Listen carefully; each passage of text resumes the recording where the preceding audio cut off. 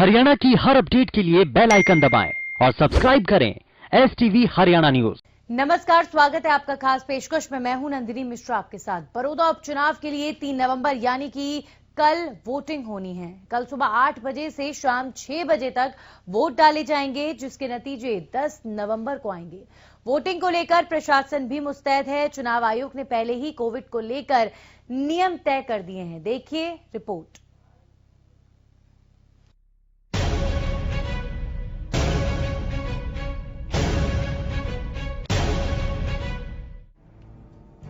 बड़ौदा में उपचुनाव के लिए कल वोटिंग होनी है। राजनीतिक दलों ने अपनी कमर कस ली है। सियासतदानों की धड़कनें बढ़ गई हैं। 10 नवंबर को इसके नतीजे घोषित किए जाएंगे। बात करें इस सीट की तो बड़ौदा उपचुनाव आज सभी पार्टियों के लिए साख की बात बन चुकी है।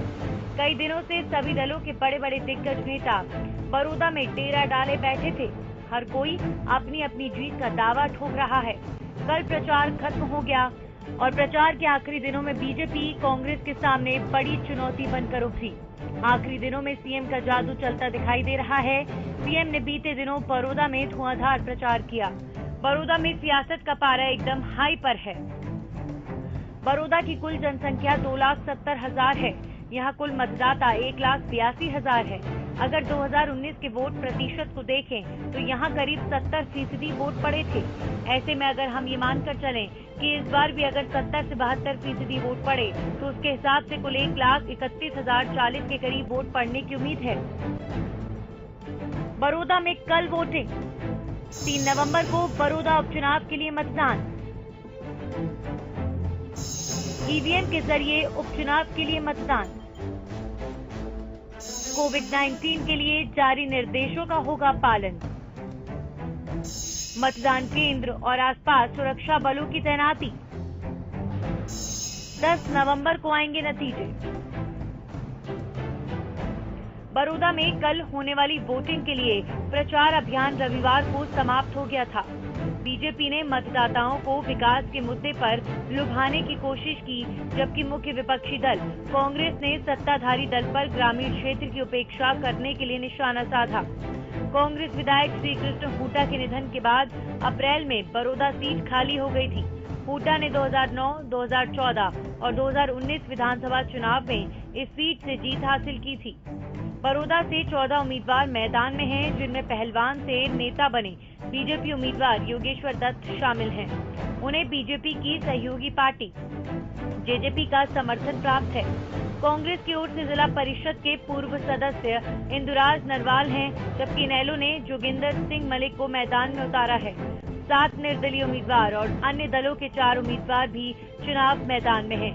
अब बस सभी उम्मीदवारों को 10 नवंबर का इंतजार है, जब वोटों की गिनती शुरू होगी और पता चलेगा कि नतीजों में किसने किसको मात दी। Bureau report, Haryana news. और इस पर बड़ौदा से हमारे सहयोगी सुनील जिंदल हमारे साथ जुड़ गए। सीधा उनका रुख करेंगे। सुनील, आप प्रचार प्रसार के शोर के बाद क्या आज किसी तरह की कोई शांति नजर आ रही है, क्योंकि कल वोटिंग है, कल मतदान होना है? बिल्कुल, देखिए, चुनाव प्रचार थम चुका है और उसके बाद जो है अब अधिकारियों की ने अपनी जो मीटिंग है वो शुरू कर दी है। और देखिए, ईवीएम डिस्प्यूट करने के लिए जो पेट्रोलिंग जो अधिकारी हैं वो आज सभी अधिकारियों की मीटिंग ले रहे हैं और 284 पोलिंग स्टेशन बनाए हैं, जहां 386 पेट्रोलिंग पार्टी 336 जो है पेट्रोलिंग पार्टी रहेगी और करीब इसमें जो है 1,80,529 मतदाता जो है अपने मत का प्रयोग कर सकेंगे। और पूरे इस मामले में 1,344 जो है कर्मचारियों की ड्यूटी लगाई गई है, जिनकी आज रिहर्सल प्रक्रिया को पूरा कर दिया जाएगा। और इसके अलावा अगर देखिए, प्रशासन की तरफ से भी पूरे इंतजाम किए गए हैं। 23 नाके जो है आसपास में लगाए गए हैं, जो बड़ौदा हल्के के सभी गांव में पड़ते हैं। और 47 पेट्रोलिंग पार्टी जो है वो लगाई गई है, जिसमें हर पेट्रोलिंग पार्टी में एक डीएसपी और एक इंस्पेक्टर की ड्यूटी लगाई गई है। हर एक पेट्रोलिंग पार्टी को जो है 2 से 3 गांव के जोन में बांटा गया है, ताकि वो 5 से 8 मिनट में जो है उस गांव में जहां भी अति संवेदनशील है उस गांव में पहुंच सके। और देखिए, 50 में से जो है 20 गांव को जो है अति संवेदनशील घोषित किया गया है, जहां पर जो है पैरामिलिट्री फोर्स और IRB के अलावा लोकल पुलिस की जो है तैनाती वहां की गई है।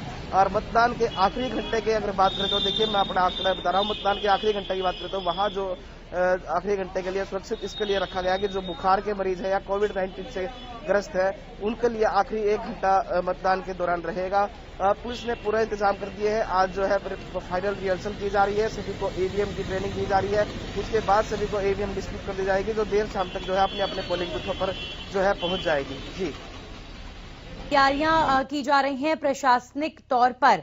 सुनील, अगर हम यहाँ पर राजनीतिक दृष्टिकोण की बात करें तो जिस तरीके का प्रचार प्रसार सभी पार्टियों का रहा है बड़ौदा के अंदर, देखा गया है कि सभी पार्टियों के तमाम दिग्गज बड़ौदा में ही डटे हुए थे और एड़ी चोटी का जोर लगा दिया प्रचार प्रसार में ही। तो जिस तरह का प्रचार प्रसार सभी पार्टियों का रहा, उसे देखकर यही लगता है कि कुछ भी कहना मुश्किल है, टक्कर की होगी लड़ाई। बिल्कुल, देखिए यहाँ बड़ौदा उपचुनाव में जो है कहीं ना कहीं प्रतिष्ठा का सवाल सभी पार्टी के लिए बना हुआ है, क्योंकि हुड्डा को यहाँ जो अपनी सीट को बचाना एक प्रतिष्ठा का सवाल, एक चुनौती भरा है। लेकिन वहीं जो है बीजेपी और जेजेपी अब की बार यहाँ बड़ौदा से जो है चुनाव में जो है कमल खिलने का दावा कर रही है। उनका कहना है कि देखिए वो जो विकास का मुद्दा को लेकर जो है जनता के बीच जा रहे हैं, बड़ौदा की जनता उनके साथ है। लेकिन कहीं ना कहीं विपक्ष जो आरोप लगा रहा है कि जो विकास कार्य उनके सरकार के दौरान हुए हैं वो नहीं किए गए, आज तक उनको किसी सरकार ने नहीं किए। और जो अब सरकार ने जो घोषणा की है वो सिर्फ चुनावी दिखावा है। चुनाव आए हैं तो यहाँ घोषणा की गई है। आज जो है इससे पहले कई बीजेपी का जेजेपी का कोई भी नेता बड़ौदा की हल्के की तरफ नहीं पहुंचा, हल्के की अनदेखी की गई है। इसका बदला जरूर बड़ौदा की जनता लेगी। कहीं ना कहीं देखिए 3 अध्यादेश जो कृषि अध्यादेश पारित किए गए हैं उसको लेकर भी जो है विपक्ष लगातार हमलावर रही है। लेकिन अब देखना यह होगा कि चुनाव प्रचार थम गया है और इसके अलावा जो देखिए चुनाव प्रचार में जो है बीजेपी, कांग्रेस, इनेलो और देखिए खुद इनेलो लोकतंत्र सुरक्षा पार्टी के राजकुमार सैनी भी अपनी यहाँ खुद दावेदारी ठोक रहे हैं। तो अब देखना ये होगा कि बड़ौदा की जनता जो है किसे अपना मत देती है, क्योंकि कल जो है मतदान होना है और उसके बाद 10 नवंबर को जो है नतीजे आएंगे तो वही डिसाइड कर पाएंगे कि आखिर बड़ौदा की हल्का ने जो है अपना किसे जो मत दिया है किसको चुनकर यहाँ चुनने का काम किया गया। जी सुनिए, हरियाणा की राजनीति में जातिगत समीकरण एक बहुत महत्वपूर्ण रोल निभाता है और बड़ौदा के जातिगत समीकरण को हम लगातार समझते हुए आए हैं। आप मुझे इस उपचुनाव में बताएं कि किस तरह का समीकरण नजर आ रहा है, किस तरीके से पार्टी ने, चाहे बीजेपी हो, चाहे कांग्रेस हो, चाहे फिर इनेलो हो, इन्होंने अपने स्तर पर जातिगत समीकरण को बनाने की कोशिश की है। बिल्कुल, देखिए यहाँ करीब 1,80,000 के करीब मतदाता है। जहाँ सबसे बड़ी बात करें तो क्योंकि ग्रामीण इलाका है, यहाँ पर 90,000 से ज्यादा जाट वोटर हैं। इसके अलावा ब्राह्मण और अन्य कास्टों के भी वोटर हैं, लेकिन सबसे बड़ी यहाँ वोट बैंक की बात करें तो वो जाट वोटर हैं। और देखिए 80,000 में से जो है 92,000 के आसपास जो है जो पुरुष मतदाता है, 78 इसके अलावा जो बाकी मतदाता है वो महिला मतदाता है। तो कहीं ना कहीं सभी पार्टियों ने अपने अपने तरीके से जो है प्रचार किया था और अब दावा कर रही है कि उनकी पार्टी की जीत होगी। लेकिन देखना ये होगा कि जो बड़ौदा की जनता है वो किस और करवट लेती है और किन मुद्दों पर अपना मत देती है। सुनील, आप बने रहिए हमारे साथ। राजा पटेल भी जुड़ चुके हैं बड़ौदा से। राजा, आप भी लगातार वहां पर मौजूद हैं और लगातार आपने तमाम पार्टियों के प्रचार प्रसार को भी देखा। आज जब प्रचार प्रसार थम चुका है तो किस तरह की तस्वीर राजा पटेल आपको नजर आती है वहां पर?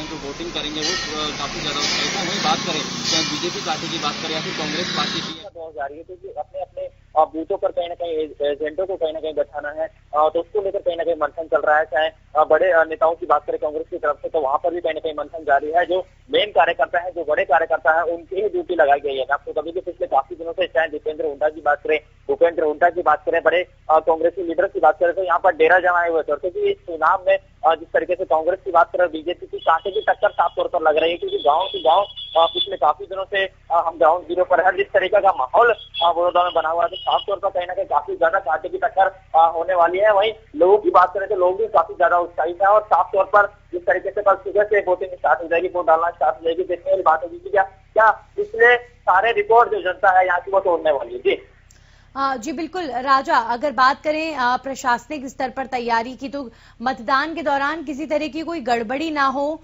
किसी भी तरह की घटना ना हो, ऐसे लेकर प्रशासनिक तौर पर क्या तैयारियां नजर आ रही हैं आपको फिलहाल?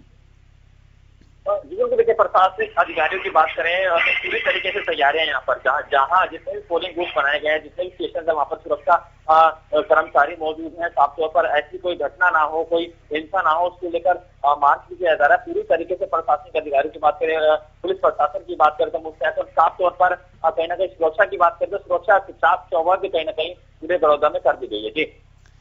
जी बिल्कुल। तो कोविड के मद्देनजर भी यहाँ पर नियमों में कई बड़े बड़े बदलाव किए गए हैं, जैसा कि सुनील लगातार हमें बता रहे हैं। सुनील, अब कोविड के मद्देनजर जो नियम बनाए गए हैं, एक बार जरा उस पर प्रकाश डालें और वो नियम जो हैं ठीक तरीके से इम्प्लीमेंट हो, क्रियान्वित हो, उनके लिए क्या तैयारियां नजर आती हैं?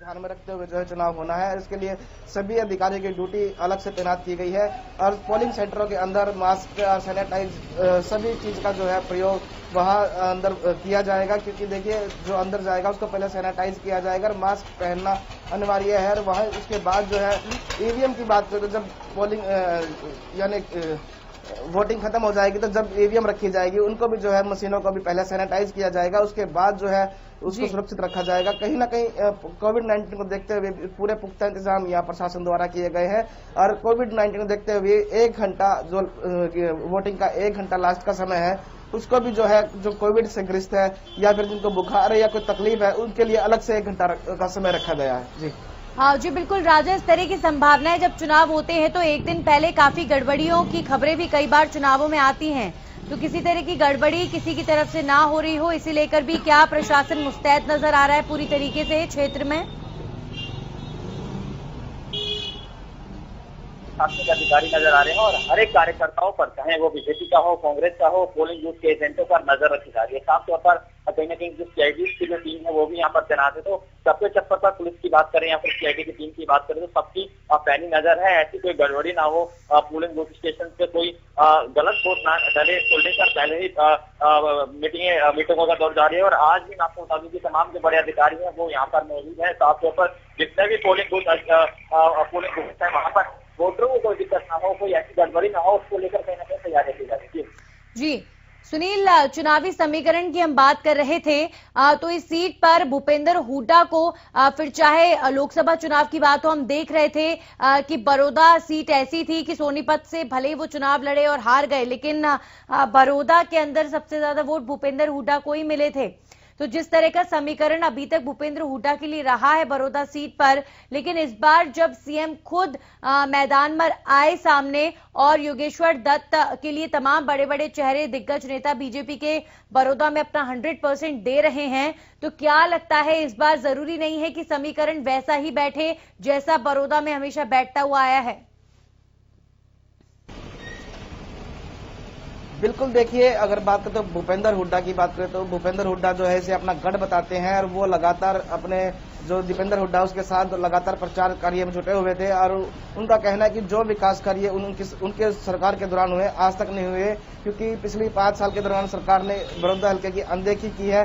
अब गठबंधन सरकार ने भी बड़ौदा हल्के की अनदेखी की है। जो उपचुनाव आया है तुरंत यहाँ पर जो है लगातार घोषणाओं की जड़ी जो घोषणाएं की गई है वो सिर्फ चुनावी जुमला उनको बताया जा रहा है, लेकिन कहीं ना कहीं जिस तरह से प्रदेश के मुख्यमंत्री और डिप्टी सीएम ने यहाँ लगातार पिछले 3 दिन में ताबड़तोड़ सभी गाँव के दौरे कर वहां जनसभाएं की हैं, तो उससे जरूर कुछ ना कुछ माहौल जरूर बदला है। लेकिन ये कितना माहौल बदला है ये आने वाला समय बताएगा। लेकिन देखिए मुख्यमंत्री ने खुद चाहे वो कृषि अध्यादेश का मुद्दा हो या बड़ौदा हल्के के विकास का मुद्दा हो, उनको लेकर जरूर वहां लोगों के सामने अपना पक्ष रखा था और उनको बताया कि सरकार जो है अभी 4 साल सरकार के बाकी है, इस सीट से इतना फर्क नहीं पड़ने वाला और सरकार में रहकर ही जो है बड़ौदा हल्का का विकास हो सकता है। तो कहीं ना कहीं देखना भी होगा कि बड़ौदा है। एक बार बात हो रही है बड़ौदा के महासंग्राम की। आज प्रचार प्रसार खत्म हो चुका है।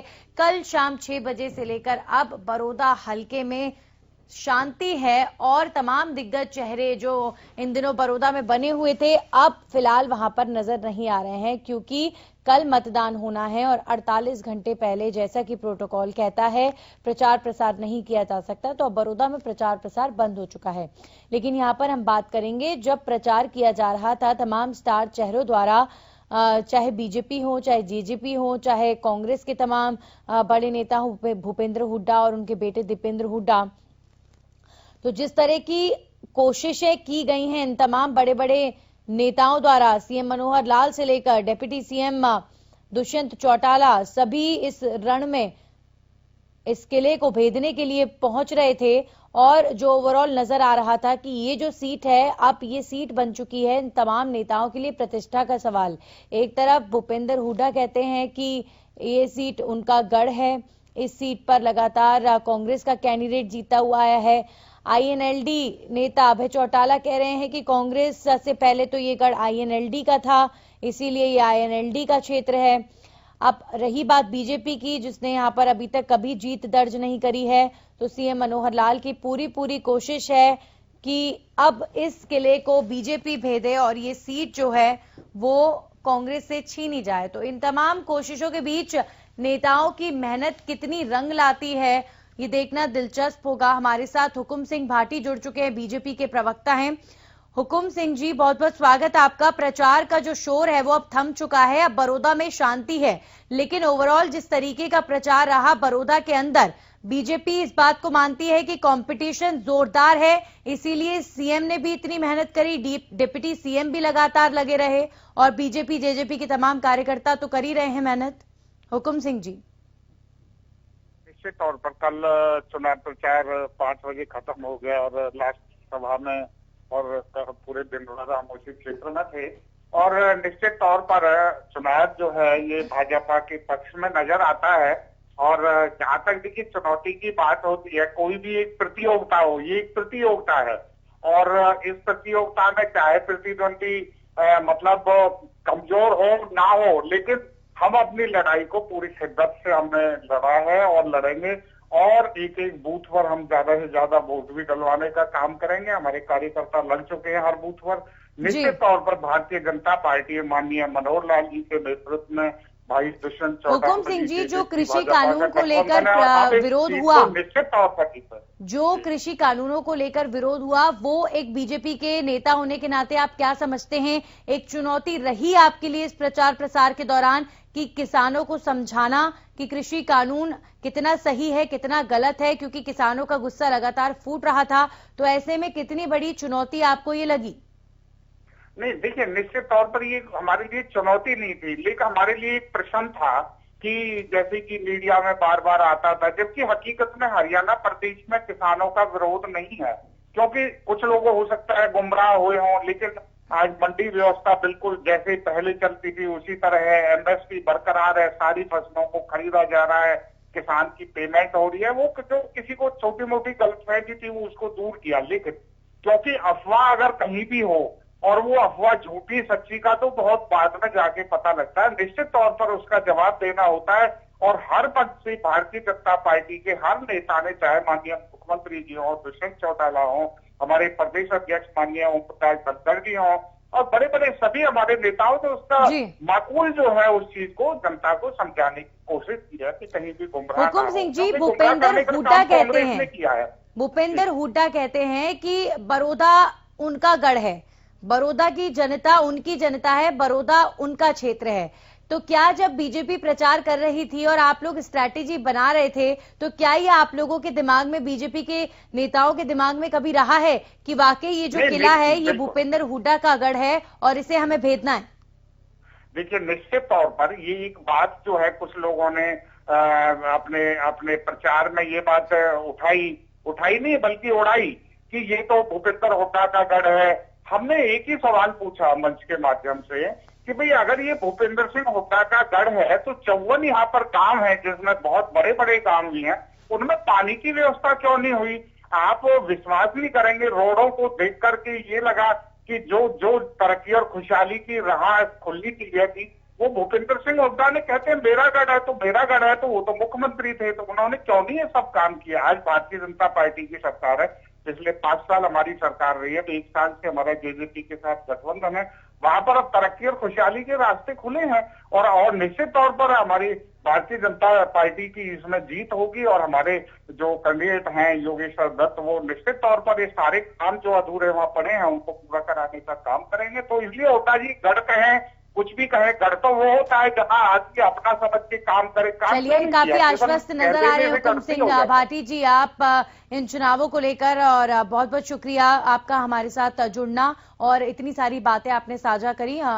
जाहिर तौर पर अब बड़ौदा चुनाव कल होने हैं और सभी पार्टियां अपनी जीत का जब दावा कर रही हैं, तो ऐसे में जो आकलन करना है वो इतना ज्यादा मुश्किल है, क्योंकि वाकई लड़ाई उतनी आसान नहीं रहने वाली है जिस हिसाब की तैयारियां सभी पार्टियों की तरफ से की गई हैं। तो कल ये देखना दिलचस्प होगा कि लोग मतदान के लिए जाते हैं, कितना परसेंटेज वोटिंग होती है, और 10 तारीख को क्लियर हो जाएगा कि किसके सर पर सजता है बड़ौदा का ताज। इसी के साथ खास पेशकश